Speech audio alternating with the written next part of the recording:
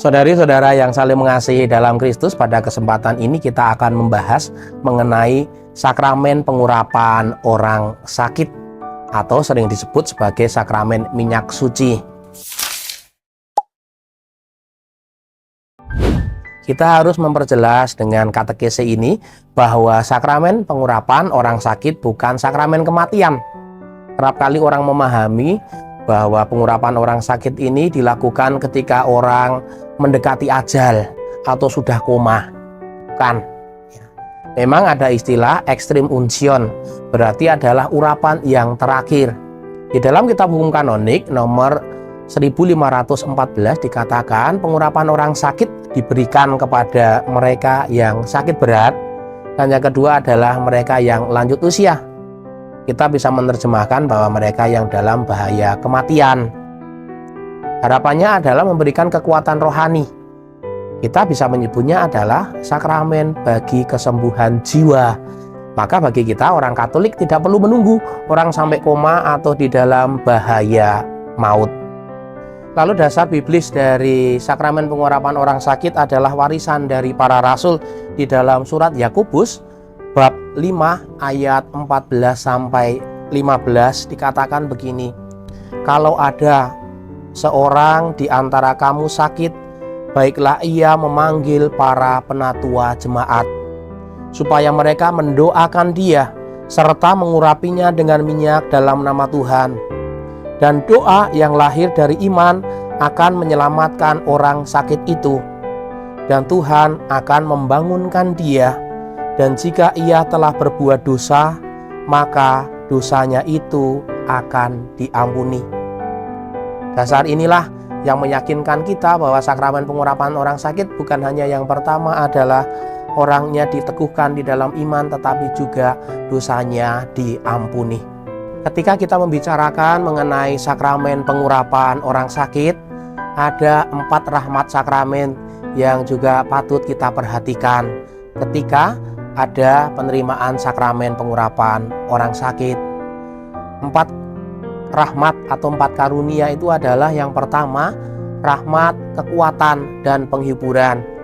Ketika orang menerima sakramen pengurapan orang sakit, harapannya adalah orang diberikan ketenangan, kedamaian, diberikan kekuatan, dan juga harapan di dalam menghadapi kegelisahan, ketakutan, dan juga keputusasaan menghadapi kematian. Lalu yang kedua, di dalam sakramen pengurapan seorang sakit ada juga adalah rahmat pengampunan. Ada pengampunan di situ, karena dengan pengurapan orang sakit otomatis dengan begitu menerima pengampunan dosa. Maka pastoral bagi kita adalah bagi mereka yang bisa berkomunikasi dengan baik dan kesadarannya juga masih baik, disarankan untuk menerima sakramen tobat dulu, sakramen pengampunan atau sakramen rekonsiliasi. Bukan langsung menerima sakramen pengurapan orang sakit, ya, kecuali memang kondisinya menjelang ajal atau sudah koma. Ya, lalu yang ketiga di situ adalah dipersatukan dengan sengsara Kristus. Biasanya saya kalau memberikan sakramen tobat, sakramen pengurapan orang sakit akan saya tanya, ibu atau bapak atau saudari-saudara, apakah mau menerima sakramen pengurapan orang sakit? Kalau jawabannya mau, berarti saudari atau saudara tersebut sudah mempunyai disposisi batin bahwa dirinya siap mempersatukan penderitaannya dengan penderitaan Kristus. Jadi penderitaan atau sakit kita mempunyai makna teologis dari penderitaan itu. Lalu yang terakhir, rahmat dari sakramen pengurapan orang sakit adalah bahwa persiapan menuju jalan berikutnya. Kalau misalnya orang itu meninggal, kita sudah mengusahakan jalan yang terbaik penyucian bagi jiwanya. Orang tersebut telah menerima rahmat kekuatan, pengharapan, dan juga penyucian melalui sakramen pengurapan orang sakit. Di dalam sakramen pengurapan orang sakit ada 2 unsur utama. Yang pertama adalah penumpangan tangan. Penumpangan tangan ini adalah tanda pencurahan Roh Kudus dan juga mohon perlindungan bagi orang yang sakit. Maka ada penumpangan tangan. Lalu yang kedua adalah pengurapan dengan minyak. Dengan minyak oleum infirmorum atau minyak orang sakit. Pengurapannya dilakukan pada dahi dan kedua telapak tangan. Intinya mengurapi ini adalah orang yang sudah ditandai oleh Tuhan dengan berkat-Nya, dan juga dengan itu berarti juga disucikan di dalam nama Tuhan.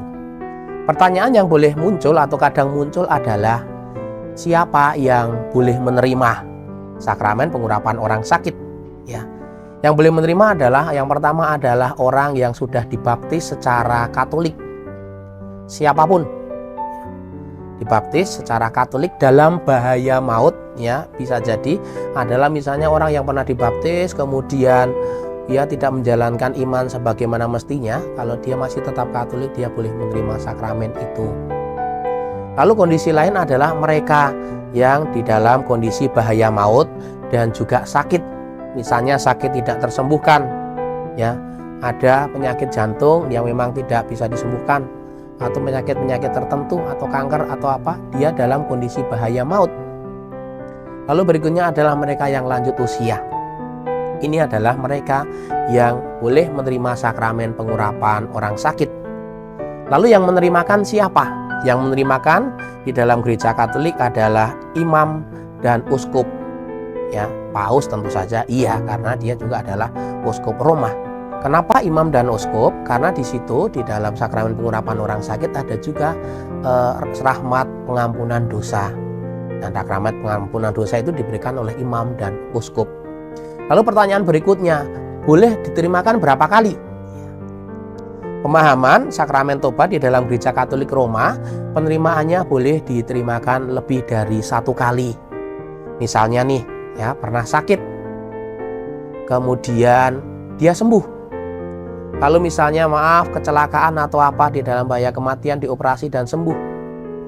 Atau mungkin udah sakit, sembuh, kemudian sakit lagi. Dia bisa menerimakan lebih dari 1 kali. Itulah kurang lebih penjelasan singkat mengenai sakramen pengurapan orang sakit. Semoga katekese ini membantu kita untuk semakin mengerti, memahami sakramen pengurapan, dan juga semakin diteguhkan di dalam iman kita semua. Tuhan memberkati Anda semuanya.